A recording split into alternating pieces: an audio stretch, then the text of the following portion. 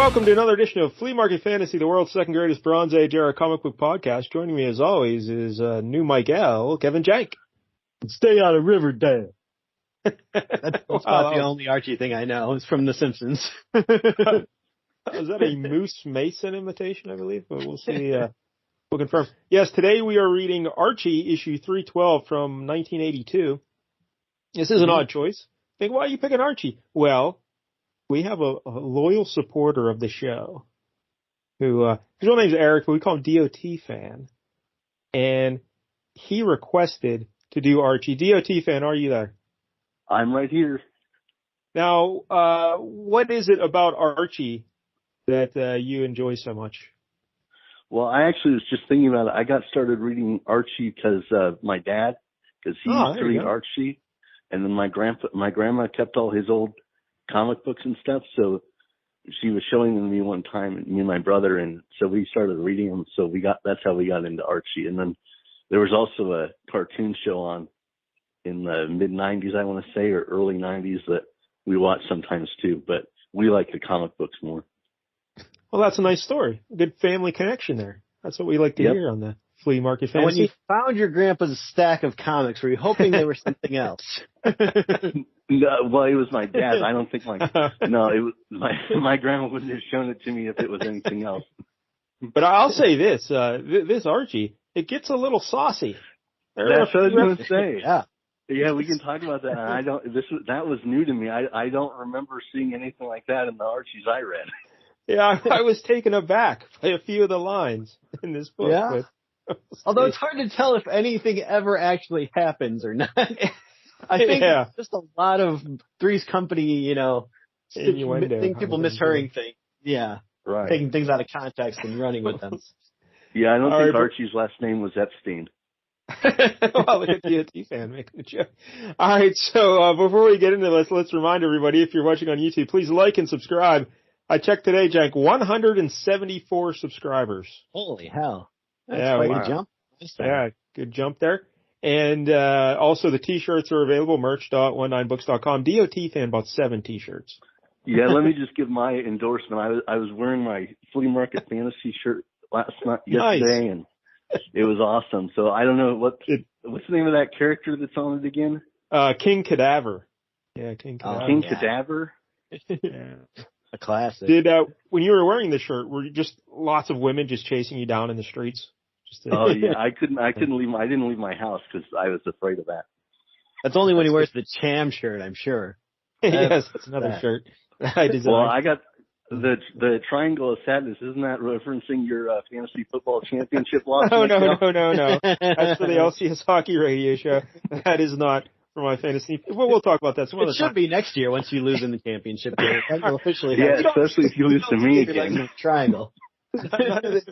Just because I lost 2 years in a row doesn't mean anything. All right. But anyway, please like and subscribe on YouTube. All right. So Archie, let's get into this now. And Archie's one of those things like I feel like I know all about, even though I don't recall ever reading an Archie book. But somehow growing up, I was born in 1975. So growing up, you just are always around Archie. It seems like Archie's always around, but I don't know. I never read any of it. He's like everywhere, like Mickey Mouse almost. We're just like, I don't know how I know this. I'm not watching Disney cartoons. Like, I'm not watching Steamboat Willie, but somehow I know all about Mickey Mouse. That's right. So weird. So Archie is published by Archie Comics. What a coincidence. And that was founded in 1939. First, it was called MLJ Magazines. And one of the publishers was a fellow named John L. Goldwater. And he and artist Bob Montana and writer Vic Bloom created the initial Archie characters in 1941. They first appeared in Pep Comics issue 22 in 1941. I'm sure DOT fan, you're a big fan of Pep Comics, right? I may have a few of those, and there was some other ones you'll probably jump on in a few minutes. But that is impressive, yeah. So the first Archie Comics title was published in 1942. With issue 70, the title was shortened to just Archie. And the series ran for 666 issues, ending in 2015. Yeah. That must be intentional to end it right there. Yeah, end up on the mark of the beast. Do you know anything about that? Why they ended on 666? No, I was just looking and I saw that their main editor died a couple of years ago, but that was after that ended. I'm guessing what might have happened is maybe they were focusing on that Riverdale TV show more. I don't know though. Oh. Yeah. When did that start? Riverdale. Because I think that started around then. Yeah. So there was a series. I don't know if it came off of this main series or not, but there wasn't like Archie Afterlife series where like Archie died and like went to hell. Yeah, and stuff that's what I was gonna say. Is they've gone dark with Archie a little bit the last few years. Yeah, there's like 1,000 Archie series. There's so many different ones. But Archie met the Punisher. He met the Predator. Yeah. Like, he's done all kinds of 1966. Yeah, he did all these things. But that initial Archie book ran 666 issues, and then they rebooted it that same year with a new design and a new look to make it hipper. You know? Mm-hmm. And I think the artist was, what's her name? Finola Staples, is that the name? And you know who I'm talking about? That lady? No, I have no idea. She's a really good artist, and I'm probably butchering her name.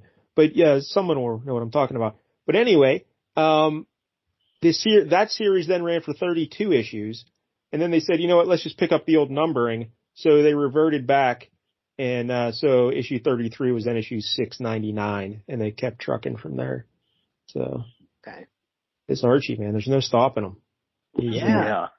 Even though it seems like they just kind of repeat the same story over and over again. Like, yeah. Well, I was thinking like if you had a year subscription to Archie, you're getting a lot of the same story. Like at least 40 times he's going to get into weird innuendos that, get out of hand. Yeah, and I had a subscription to some digests and stuff a couple of years ago, but then it was just like you said, they kind of rerun old stories. The only thing I don't like about that is sometimes the art changes because they'll run an old story from like the 40s, and so the art is so different in the issue. It's kind of jarring. And but I mean, usually they throw in like a new story and issue. So it is if you want a new story, like that's how you get it. But the other thing they do that's kind of nice is they have a newsletter you can sign up for, and they'll put like panels and stories in that too for free, and give you like a free issue.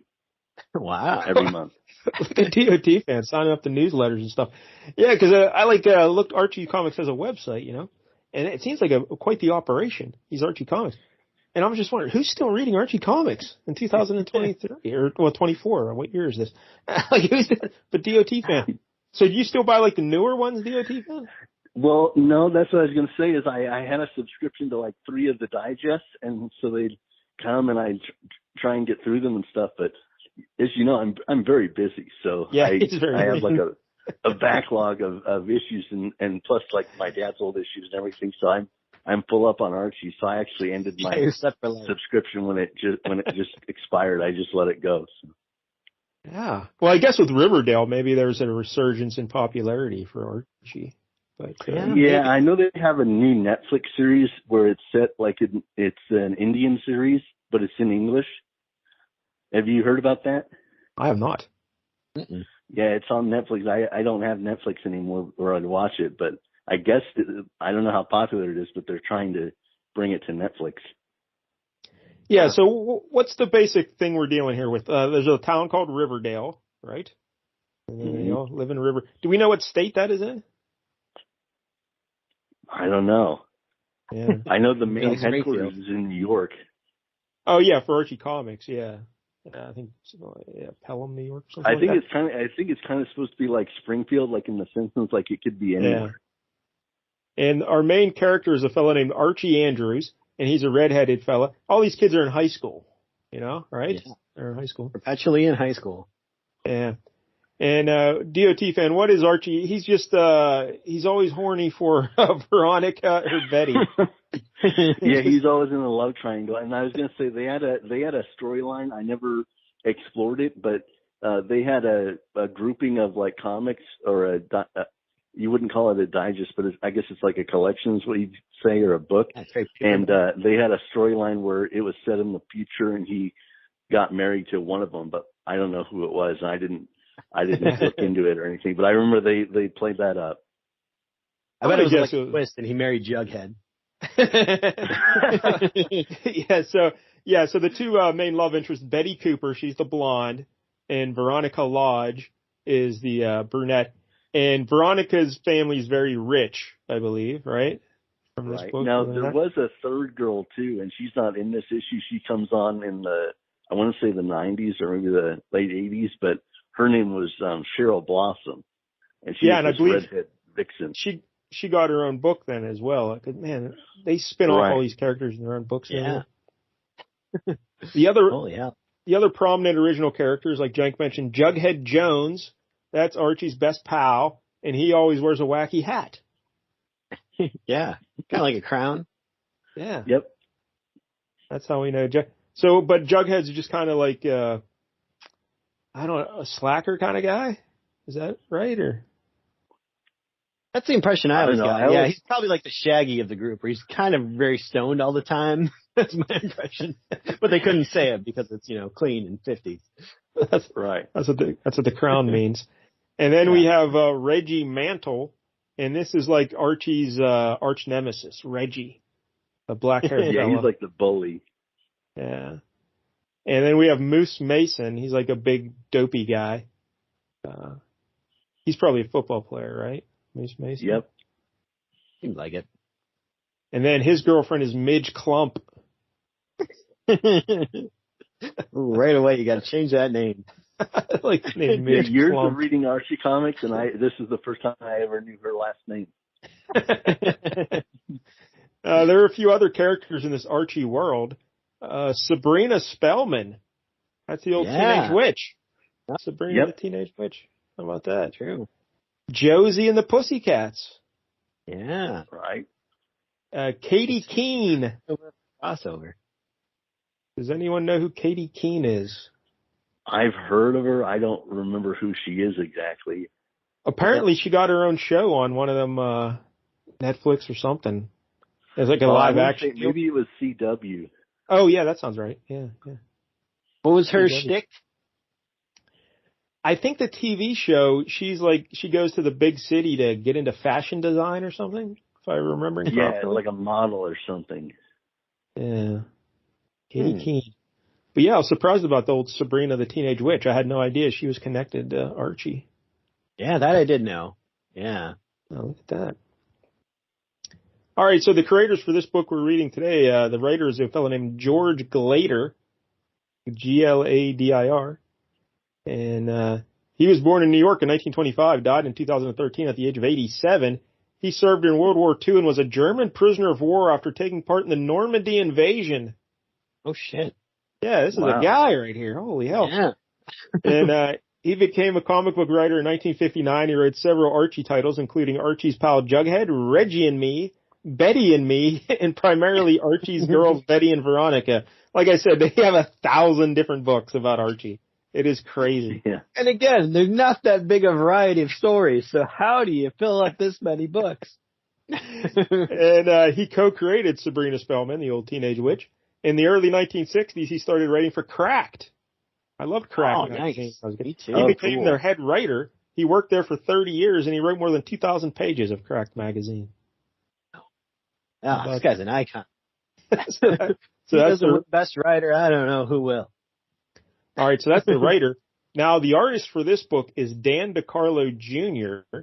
He is the son of artist Dan DeCarlo, who broke into the comics in 1947 with Timely Comics and drew the teenage humor series Genie under the guidance of editor-in-chief Stan Lee, who then moved DeCarlo to Millie the Model, and he spent 10 years on that series.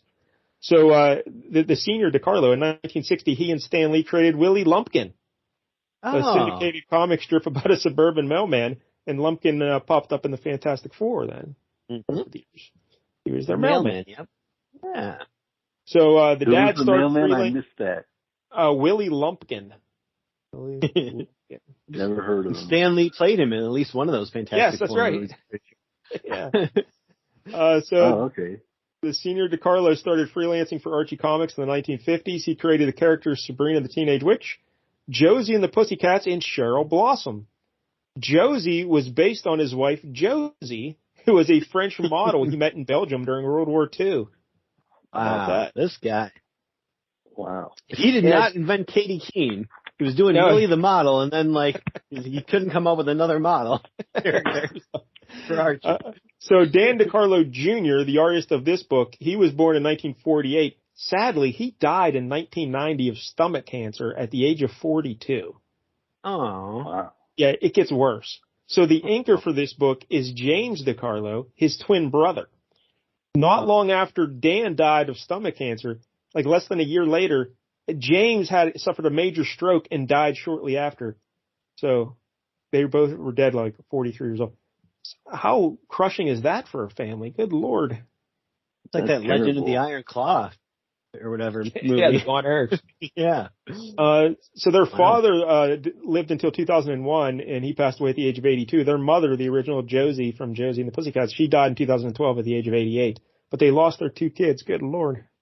Sad. So try to forget all that when we're reading this book. All right? Yeah. Let's try to focus on the happy stuff. On the hijinks that are going on in this book. All right. Well, Jank, why don't you describe this cover for us? I picked this issue just because of the cover. Yeah, which doesn't really come into play at all in this comic, but no, I guess they thought it was a cool pinup or something. I don't know. But yeah, they really want you to know Archie because they put his name on here a bunch.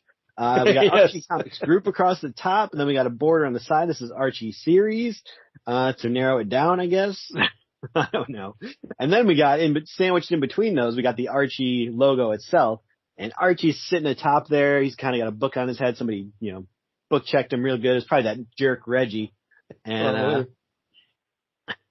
so then down below, we kind of got the actual cover image itself. It takes up maybe 2/3 of the page. The rest is all that logo nonsense.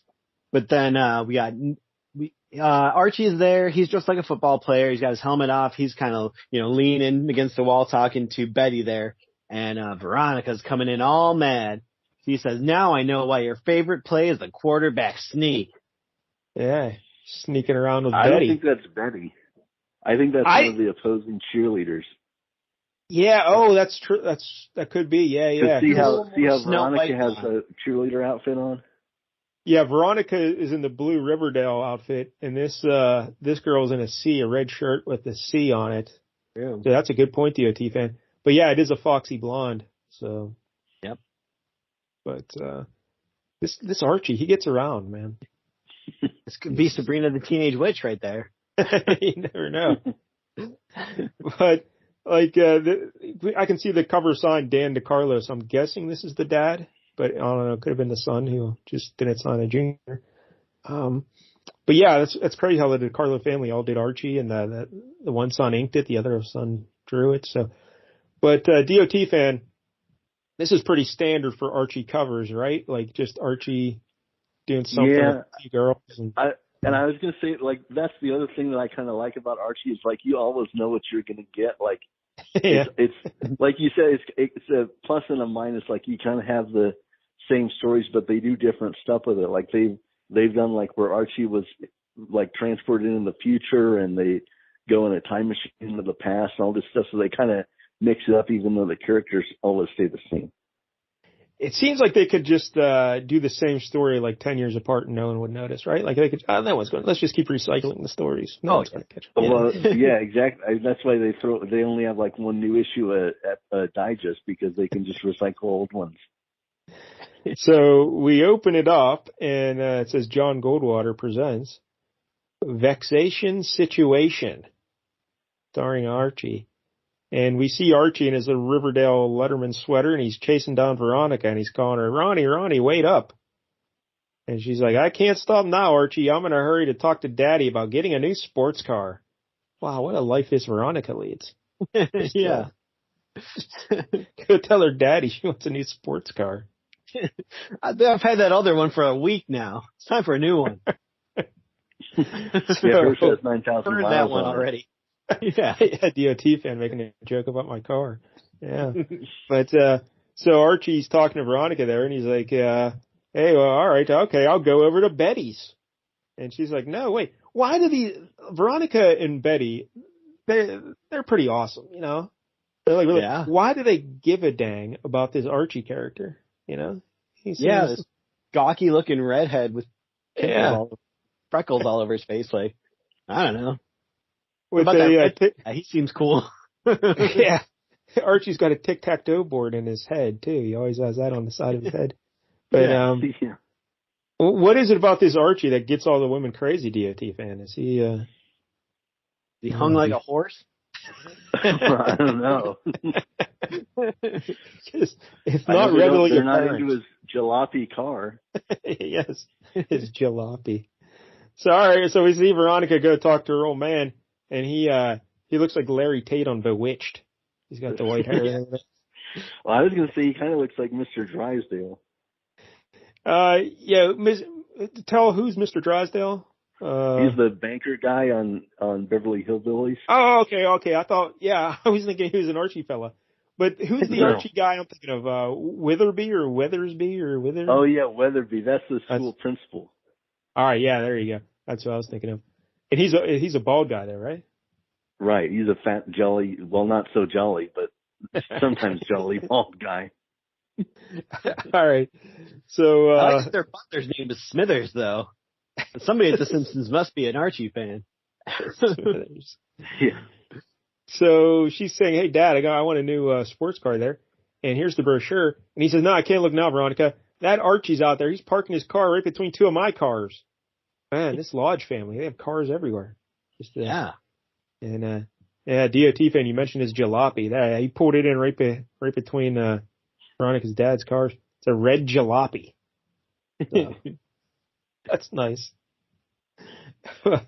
So, Jank, what's the whole premise of this little first story? It's just Archie is... Archie's doing things, and this guy's really worried, because apparently whenever Archie comes over, bad stuff happens. He's always, he's a klutz or, a ne'er-do-well of some kind, and he's always doing things that mess up this guy's day. So he's just waiting for it. Like, oh, God, he's going to park in between my cars, and he's going to wreck at least one of them. But no, he doesn't. He pulls in, and it's like, oh, he did a good job. All right, there's no dents. And then he's like, okay, let's talk about the sports car. He's like, wait, we can't do that. I got these high food bills. It's all Archie's fault because he's here that much, I guess. High food bills.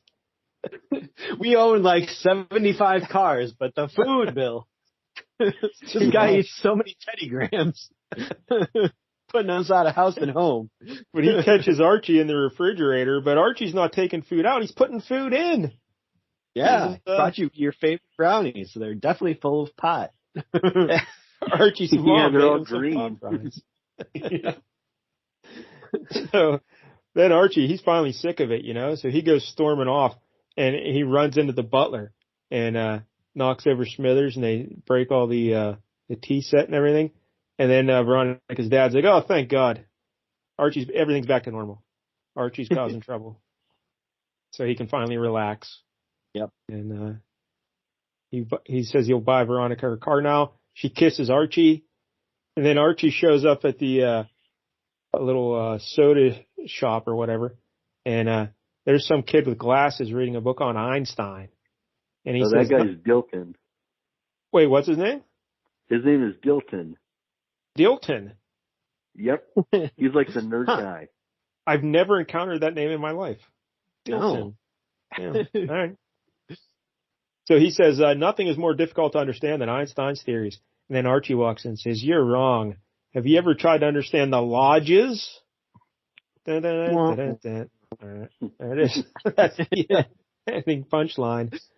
So, yeah, this is like a little collection of stories, each issue. Is this standard DOT fan, like 4 stories in an issue or something? Yeah, I don't know. I can't give you like an exact number, but yeah, they'll usually have like an Archie focused one or with different characters and stuff, and then they'll have like the next one where they have completely different characters. It's called Little Jinx. They'll have something like that, Jinx. And sometimes they'd have a little Archie story in there where it's like all the Archie characters, but they're just young, like 4 and 5 or whatever. Oh, like Muppet Babies. Yeah, something like that. Young Scooby-Doo or whatever that was. So now we have Little Jinx, and this is a little girl, a little blonde-haired girl, and it's just a 1-page, or half a page actually, with she's talking to her dad, and he's coming back. 3 panels and done. It's like a Bazooka Joe comic, essentially. Oh yeah, there you go. He's coming back from his golf game, and she says, "Hey, how'd it go there, Daddy?" And he's like, "Hey, let me put it to you this way, Little Jinx. I got to hit the ball more times than anyone else in my group." So, yeah. She looks angry. I don't know why he's so mad that her dad is bad at golf. But she was putting bets on this thing. I don't know. DOT fan, you a big Lil Jinx fan? Do you like Lil Not Jinx? really. No, not really. Actually, now that you mention, I wasn't super into the little Archie stuff either. Yeah, so the bottom half of that same page, we get Archie's gag bag, which is 2 separate little 4-panel strips with a little joke. Nothing too memorable here. I think it's best we keep moving. All right, the next page, we have Archie trivia time. And there's a bunch of coded messages, Jank. Now, we're gangbusters at these coded messages. You sure are. Did you decode these? Well, the code's pretty simple, but did I bother with it? No. Yeah. Basically, it's one letter ahead of whatever letter it says. And you can also just go to the bottom of the page and they have them all written there. So why even bother? Yeah, so why bother? And the little trivia is all pretty stupid. A baseball will fly faster and farther through dry air than humid air. Wow, what a brain teaser. Yeah, I was hoping for like questions. These are more just facts. These are Snapple facts before Snapple existed, I guess. Saltwater fish are not necessarily saltier than freshwater fish. The letters Q, X, and Z. They do have more pepper. Are the least used in the alphabet. Yeah. Using cents, nickels, dimes, quarters, and half dollars, there are 293 ways to make change for $1. Oh, thank you. I guess that's good to know. I'll use that at a bar someday. Thank you, Archie. All right, next up, Archie in Bruised Ego. This one's weird. I don't know what's going on. Yeah. DOT fan, would you like to walk us through this one? Okay. Well, it starts off with Archie seeing Veronica, and he says, "You got a bruise on your neck, Veronica. What happened?" And she said, "Oh, it's nothing to worry about." And he said, "Well, anything that mars your perfection is my concern." And she said, "Well, if you have to know, it was Reggie." And she said, "His goodnight kiss last night was a little more enthusiastic than usual." And Archie turned bright red. What is going on at Riverdale? Every guy dates every other girl, and all the girls are going to different guys. Like, it's like free love in Riverdale. Yes. And clearly Reggie's beating her. Yeah, some Irish kisses. Yeah. He just gave her a very painful hickey, and that's how he says goodnight. But, all right, so, Archie's all mad now, and Veronica says, "Hey, it's none of your business who I'm dating. Besides you, unless you put a ring on it, I'm free." He's going around. And so what happens then, DOT fan? Well, then she says, "My bruises are my bruises, and how I got them is strictly my affair." My bruises are my bruises. That's pretty dark. Yes. And she says, "You're such a gentle kisser. Reggie has a nice change of pace." And then Archie starts screaming and kicks a tree. And Betty's walking by and she's thinking, "Oh my." And she's seeing Archie freaking out and she thinks, "Dear, dear." And so she asks Archie, "What in the world's bothering you?" And Archie says, "Veronica's mixed up with bad company, a lower element, running with the wrong crowd." And Betty says, "You mean Reggie, of course." Archie says, "Exactly. He kissed her and left a bruise on her neck. How brutal, how violent." And Betty says, "A bruise? When did this barbaric bussing occur?" Archie tells her, "Last night."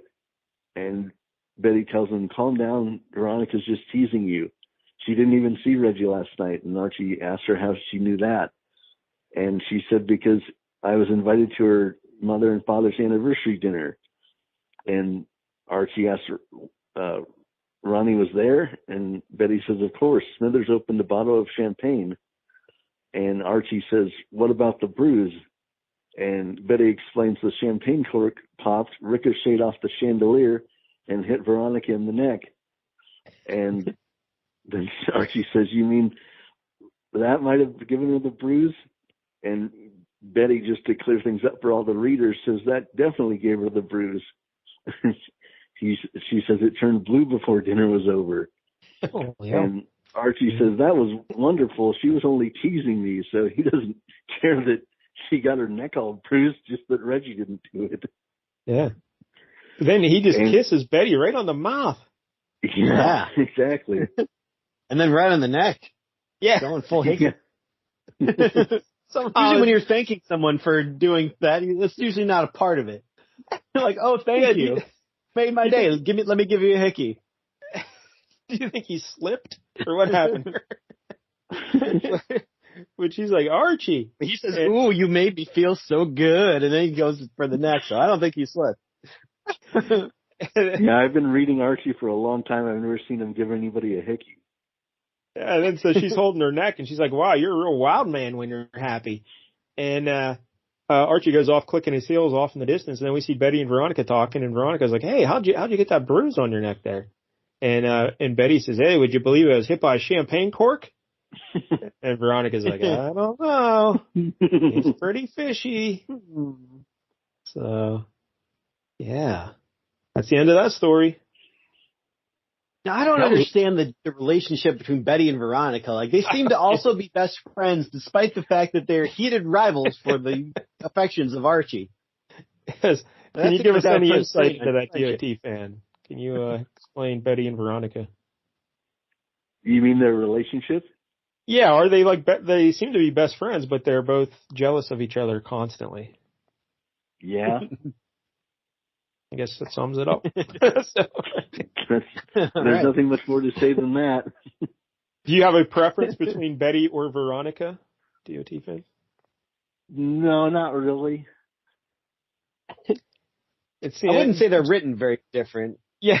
Well, I don't know. I think Veronica, it seems like Veronica is more demanding and a little more strict, or like she has a tighter grip on Archie. She wants to make sure Archie's hers. And Betty seems more, carefree and just. Yeah, she's like low maintenance. Yeah. But I don't know which one I would prefer. I don't know. But I'm no competition for Archie, though. That's for sure. That guy. Who is? Can't compete with him. So. Yeah, that guy actually drives his car. Another good inside joke. All right, so next story. Archie hats off, folks. Man, this one was... All right, so he's like... This one went on way too long for as little as was going on in it. I thought this is one of those stories where it could have been condensed into like the earlier one where it was just a couple panels. Yes. Yeah. I think so as well. We get the Reggie in the first panel here. He's wearing like a Bill Cosby sweater. And he's like pointing over at Archie, and Archie's got a wacky cap on his head. Girls and the people. And he's like, hey, what the heck is that thing? And Archie says, it's a Greek fisherman's cap. Yeah. Yeah. Oh, the story here is by Frank. And why are you wearing it? Because it's mine. Why else? The story here is by Frank Doyle, though. We should point that out. It's a different writer. So, all right. But anyway. Yeah. And because it's mine, then it's not a Greek fisherman's cap. Sure it is. It's authentic. And that's the joke for the rest of the story. Just the same thing. Even Jughead joins in, and he's confused as well about why it could be a Greek fisherman's cap when it's Archie's cap. Like, where's the Greek fisherman? He storms off like a crybaby, and he's like, oh, you guys are clowns, comics, court jesters, buffoons, bah. And he sees Betty and Veronica, and he's like, hey, they'll cheer me up. And he's like, Reddy and Jughead have been putting me on. They think they're so funny. Putting you on about what? About my cap. Gee, I think it's kind of cute. What do you think, Betty? I like it. It's a Greek fisherman's cap. Oh, that's too bad. I thought it was yours. He throws it away in the garbage. They keep ribbing him about it, too, you know. What happened to the Greek fisherman? Do you have to give it back? Does he know you've got his cap? Doesn't he mind you wearing it?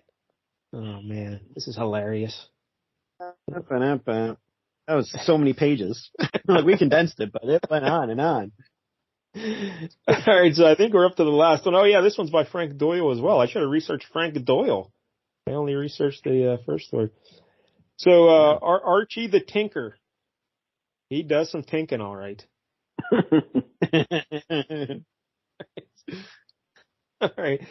DOT fan, why don't you explain this one too? All right. Well, it starts off with Archie telling his mom that he's going over to Betty's house because she's having trouble with her record changer on her stereo. And Archie's mom asked, can her dad fix it? And Archie said, no, he's out of town and she needs the master touch anyway. And Archie's mom says, ha. And so then Archie mom has no problem with this. Go give Archie, this girl my master touch. Yeah, he comes over to her house and Betty and her mom are there and Betty tells her mom, well, be up in my room. Archie's going to fix my stereo. And her mom just says, all right, dear. And so they're up in Betty's room and Archie is looking at it and he says, probably an adjustment on the tone arm. Those things are always out of whack. And it takes a light touch. And Betty says, it sounds better already. Archie says, it's not turned on. Now here's where the fun begins. Betty says, maybe not, but I am. Yes. It came out of nowhere. I was like, whoa, wait a minute. Suddenly it's a letter to Penthouse Forum. What's going on? Yeah. So then they show Veronica at her house and she says, I think I'll call and talk to Betty. And she calls and gets Betty's mom and she asks if Betty's there. And she said, Betty's mom says she's upstairs in her room with Archie, dear. And Veronica screams, what's Archie doing up there? And Betty's mom says, I think he's tinkering with her turntable, dear. And Veronica shouts, all just Betty is. Yeah, so Veronica thinks turntable means vagina? What's happening here? Yeah, Betty's adjusting Archie's tone arm. That's very strange. But yeah, so Veronica says, don't bother, I want to dream of interrupting. And then she sees Betty at school the next day, and she says, well, and Betty's like, huh? I gather you got your turntable adjusted all right. And Betty says, oh, yes, Mom said you'd called. Tinkering with your turntable. A likely story.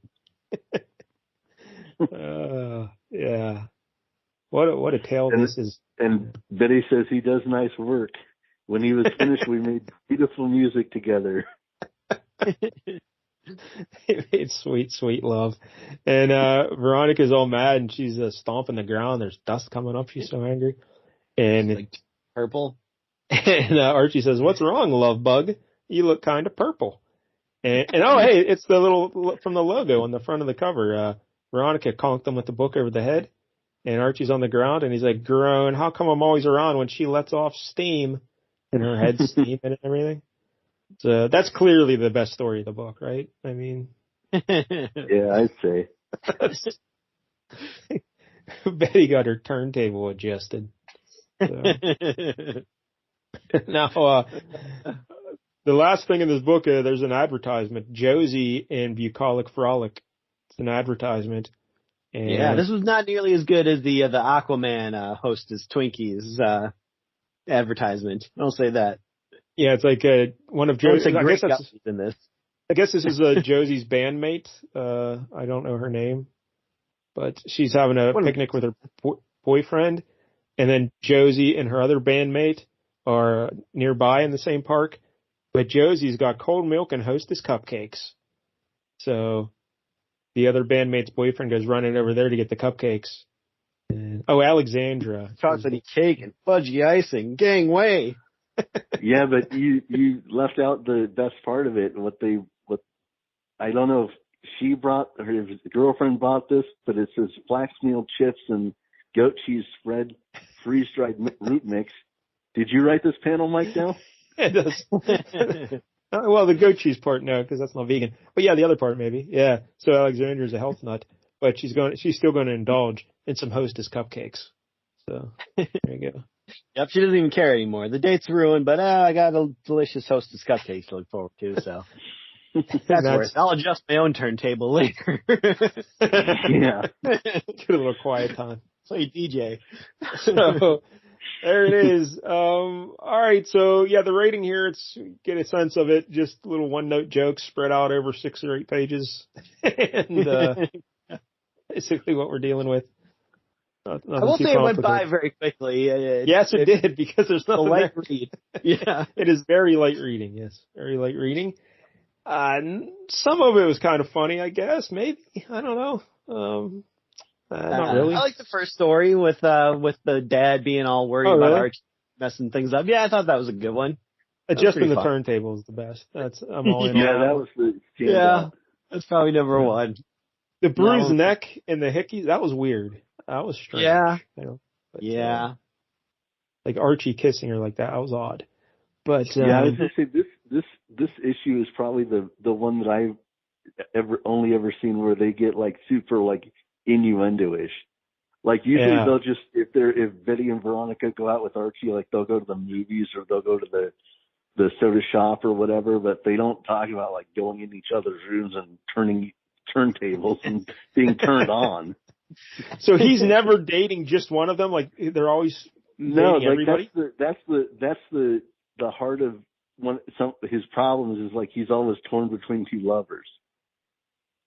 I figured he would go back and forth though. Like he'd be with Betty for a couple issues, and they break up, and he gets with the other one, and then they break up, and. But no, it seems like they don't do it like that. Every issue is like he's in the middle of them. Did he ever consider being Mormon? I don't think so. Sister wives, I think is the term. Yeah. And then, like I said, they add in like Cheryl Blossom, and I don't know if he ever got with Katie Keene or whatever because I don't remember. I remember her in the comic books, but I don't remember if they ever linked them up that way. Like she was just a character. She wasn't like a love interest really. But it's not like and like I said, they did one where I don't know if he had to, I think he had to pick one to get married to, and I don't know who he picked. I'm going to guess Veronica. Well, I was going to say security of all that money. Oh, he was going to say Betty, see? So yeah, the Raiders are doing their job. You don't know. You don't know. Yeah, that's the thing is you kind of root for you can root for either one based on like who you like more, and it can change like issue to issue based on the stories. Well, yeah, in this issue, Betty clearly seems like the nicer girl, right? I mean, she seems and she gets turned on from his 15-year stereo. That's right. She likes having her turntable adjusted. So, now the art in this book. Each story is it's told very simply. Usually the first page, there's like a half a page panel, then two little panels beneath it. And then for like the next 4 pages, there are 6 panels per page. Then the final page, there will be 2 panels at the top and then a half page panel at the bottom. And that's pretty much the same pattern for every story. But it's told consistent, like it's easy to follow, the storytelling's fine. And it's cartoony art, of course, like, Yeah, it looks like Archie. It's what you would expect Archie to look like, which is good. You don't want to tune in and be like, here, our new artist is Barry Windsor Smith doing Archie. Like, that would be bizarre. And the other thing I was going to say is in the single issues like this, they don't do it, but in the digest, they do like part 1 and part 2 stories. But the nice thing is they don't do like cliffhangers where you have to buy the next issue. They'll do like continuations. So, but they don't end it on a cliffhanger. They just say like the part 3 is in the next issue or whatever. So that's also how they keep you reading and subscribing. And when I mentioned that one artist at the top of the show, Fiona Staples, I believe is her name.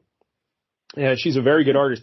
But when they rebooted the series, like she draws it more like comic booky, like a newer comic book. It's not like cartoony like this. But yeah, it's pretty good. She's a great artist. I was going to describe it as more like 3-dimensional. Sure. Like not a newsprint comic strip, but I would say, yeah, you'll look at it, you'll see. But a more modern take on the characters. So, DOT fan, did you watch Riverdale when it was on, or? Yeah, I was going to mention that. I watched like when I was flipping channels and beyond, I'd stop on it for a few seconds, but I never actually watched like a whole episode all the way through because, like I said, it seemed like it was kind of like if you're watching like Degrassi or something like that. Like I don't know, I didn't really enjoy it as much as I enjoy like the comic strips.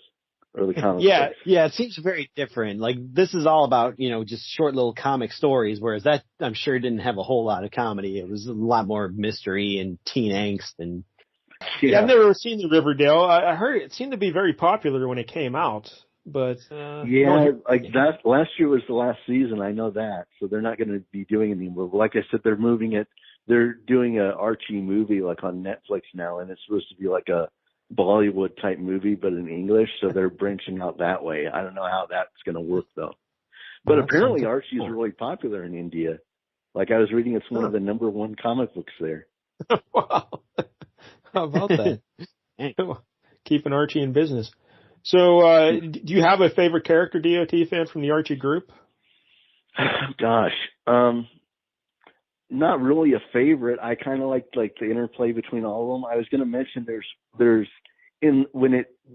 issue didn't have like school scenes and stuff, but when they have like school scenes with like their teacher or the lunch lady or the janitor, who for some reason always has like this Swedish accent because he's like a Swedish guy. And I was going to say I was just thinking about on Riverdale. I don't know if he was in there because of like his character. I didn't know if they gave him anything to do or whatever. I think it was more focused on like the Archie group, but like there's so many different characters. It's hard to pick like just one favorite, you know? And like I said, they bring in, like you guys mentioned before, they bring in new characters and then they give them their own like offshoots. So it's kind of hard to follow them unless you want to read the offshoot, like 6 digest that they're in or their series. Yeah. I'm all in on Betty and Veronica. I like them a lot. But, I like in terms of choosing those two. Yeah, there is Betty and Veronica. I like Betty more. Yeah, there is a Betty and Veronica book. So. Yeah, they've had a series of them for a long time, and they had one. They might still have just like Jughead and Friends and Archie, of course, and everything like that. So what would you give this book 1 out of 10 there, DOT fan? You know, I'd say probably like 8 or so, because like I said, the turntable story kind of saves it. Turntable story. Jack, what do you think 1 out of 10 for Archie issue 312? Well, it's obviously very different than what we normally do. So it's hard to grade it on that normal scale. But you know what? It's fine for what it is. So I'll give it a 5. It was fun enough for the most part. That hat story really kind of bugged me, but the rest were pretty fun enough. Yeah, I'll go 5 as well, middle of the road. But it was an enjoyable experience, I guess. Now I can say I've read an Archie comic, so that's something. I didn't mind it at all. Again, big fan of Betty. Are you guys going to read them again? Are you guys going to check out like the digest and stuff, or based on this, or not? No, I'm very busy. Yeah, don't see that happening. Maybe I'll pick up a Betty and Veronica book. See what's going on with those crazy kids. Yeah, I don't know. I was thinking about checking out. There's an Archie versus the Punisher, like Jank mentioned earlier, and it was funny. I was reading about the history of that because I remember like seeing ads about it and stuff, but I never actually read it. And apparently, when they did it with Marvel, it started out as a joke, and then they put their heads together and decided to actually do it. And what they did was, when the Marvel issue released, it was the Punisher versus Archie, and it had their Punisher character as like the main character on the cover, but the story was the same inside, but it was just different. It was basically variant covers based on who was doing it, whether it was Archie Publications or Marvel. And I believe from what I read, the story involved a Punisher tracking a drug dealer down to Riverdale. So, yeah. And and that was the other thing that I kind of like about Archie is they do, I don't mean to interrupt or anything, but like they do crossovers like that, and they also do like, they base stuff on like real life stuff. Like they did one where they do like parodies of stuff like, what would one be, like TV shows or whatever, where they're on like the dating game or something like that, but they don't call it that. But it's based on stuff. Well, it makes sense with the guy writing for Cracks magazine as well. Yeah. He's used to doing movie parodies and show parodies and stuff. Did they ever do a parody of Barney Miller? Because I'll read that one. No, I don't think so. All right. That's a shame. All right. Well, there it is. Archie issue 312. Jank, you're up next week. Try and top that. All right, so we're going to go back to our kind of normal fare. We're going to go back to Spider-Man, a classic character we've talked about many, many times here. Yes. But I wanted to do, we're going to look at Peter Parker, the Spectacular Spider-Man, number 43. It's a good way to talk about the mystery that defined the 80s of who is the Hobgoblin. Although this actually takes place well before he appears, but we're going to look at the first appearance of the guy who ended up being the Hobgoblin and see if the pieces were there from the beginning or not. Yeah, they weren't. So, all right, that's Peter Parker, Spectacular Spider-Man, issue 43. We've never done an issue of this book on Flea Market Fantasy, but I recall reading some on that other show Mike L did. Here comes the spider. Yeah, I did as well. All right, well, thank you, DOT fan. We appreciate it. And sure, thanks for letting me join in. Well, appreciate enjoy all those shirts. Yeah. Yeah, buy some shirts, everybody. They're really fantastic. Thank you for the endorsement. So until next week, don't get any jank on you.